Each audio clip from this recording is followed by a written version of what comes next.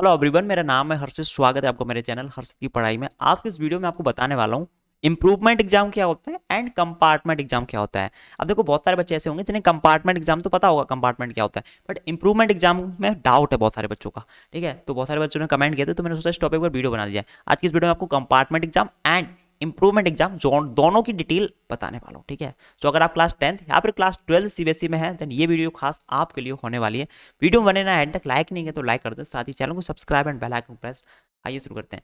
देखो यार, सबसे पहले कंपार्टमेंट एग्जाम के बारे में थोड़ा सा बता देता हूँ। ठीक है, देखो कंपार्टमेंट एग्जाम क्या होता है कि मान लो आपके क्लास 10th या फिर क्लास 12 सीबीएसई के जस्ट अभी एग्जाम हुए हैं, उसके बाद रिजल्ट आएगा।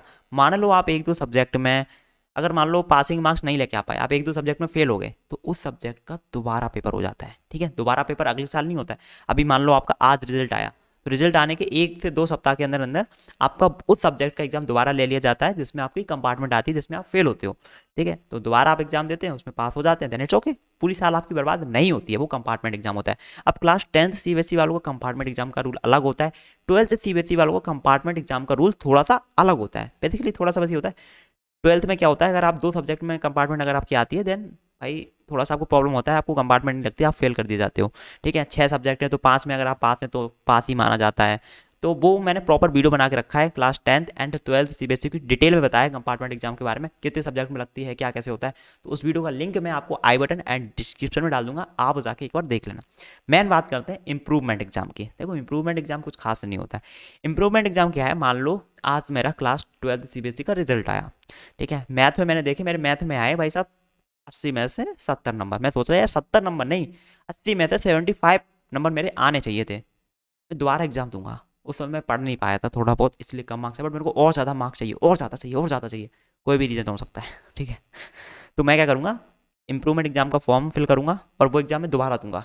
दोबारा जो मैं एग्जाम दूंगा उसके मार्क्स फाइनल ऐड होंगे मेरे सब्जेक्ट में, पहले वाले नहीं होंगे।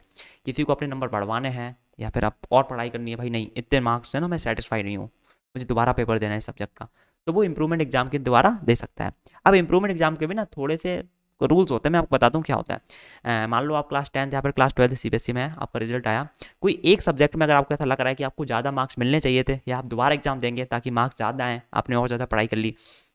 ठीक है, तो आप इंप्रूवमेंट एग्जाम का फॉर्म फिल कर सकते हैं। तो रिजल्ट आने के कुछ दिन बाद ही, मतलब पता नहीं, मेरे को एग्जैक्ट नहीं पता, 1-2 सप्ताह के अंदर अंदर दोबारा उस सब्जेक्ट का आप एग्जाम देंगे। जो दोबारा एग्जाम देंगे ना, उसमें जो मार्क्स आएंगे वो आपके मार्कशीट में होंगे फाइनल। ठीक है, बट यहाँ पर एक चीज़ है, अगर आप 2-3-4 सब्जेक्ट का देना चाह रहे इंप्रूवमेंट एग्जाम, तो क्या दे सकते हैं? हाँ बिल्कुल। अगर आप सारे सब्जेक्ट का देना चाहते हैं, सारे सब्जेक्ट का भी आप दोबारा से एग्जाम दे सकते हैं इंप्रूवमेंट एग्जाम के द्वारा। ठीक है, बट यार एक चीज़ ध्यान रखना, अगर एक से ज़्यादा सब्जेक्ट में आप इंप्रूवमेंट एग्जाम देना चाह रहे हैं, देन रिजल्ट के तुरंत बाद नहीं होगा, आपको अगली साल पेपर देने पड़ेंगे। ठीक है, समझ में आया? एग्जाम्पल देता हूँ। मान लो मेरा क्लास 12 सीबीएसई का जस्ट अभी रिजल्ट आया, एक सब्जेक्ट है कोई ऐसा जिसमें मुझे लग रहा है कि मेरे को और मार्क्स चाहिए, फिजिक्स में मेरे को और मार्क्स चाहिए, मैं और पढ़ाई करूँगा। ठीक है, तो क्या होगा, मैं इंप्रूवमेंट एग्जाम का फॉर्म फिल करूँगा। ठीक है, और 10-15-20 दिन के अंदर दोबारा उस सब्जेक्ट का मैं एग्जाम दे के आऊँगा, उसमें जो मार्क्स आएंगे वो मेरे फाइनल ऐड हो जाएंगे। ठीक है, मैं खुश। ठीक है, बट मान लो मैं कह रहा नहीं, मुझे फिजिक्स का भी दोबारा एग्जाम देना है, मैथ का भी दोबारा देना है, फिजिकल एजुकेशन का भी दोबारा देना है, इसका भी दोबारा देना है, हो गए एक से ज़्यादा सब्जेक्ट। एक से ज़्यादा सब्जेक्ट के अगर मेरे को एग्जाम देने हैं, देन वो मैं नेक्स्ट ईयर दूंगा। ठीक है, 1 साल बाद, जैसे ड्रॉप लेते हैं ना लोग, ड्रॉप ले लेते हैं जेई की एग्जाम की तैयारी के लिए, वो तब तो वैसे ही ड्रॉप मान लो। फिर नेक्स्ट ईयर जब बोर्ड एग्जाम होंगे, उसमें मेरे को बैठने का मौका मिलेगा इंप्रूवमेंट एग्जाम के लिए। ठीक है, और प्रैक्टिकल के मार्क्स वही ऐड होते आते हैं जो आपको पिछली साल मिले होते हैं। ठीक है, तो ये सारी चीज़ होती है। अब बहुत सारे बच्चे बोलेंगे भैया अप्लाई कैसे करना होता है इंप्रूवमेंट एग्जाम के लिए। देखो, अगर आप कोई एक सब्जेक्ट में इंप्रूवमेंट एग्जाम देना चाह रहे हैं, तो जस्ट आपका जैसे ही रिजल्ट आता है, आप स्कूल वालों को कांटेक्ट कर सकते हैं, स्कूल वाले आपका फॉर्म फिल करवा देंगे। बट आपको एक से ज़्यादा सब्जेक्ट में इंप्रूवमेंट एग्जाम देना है। ठीक है, तो मैंने कहा ना अगले साल आपके एग्जाम होंगे।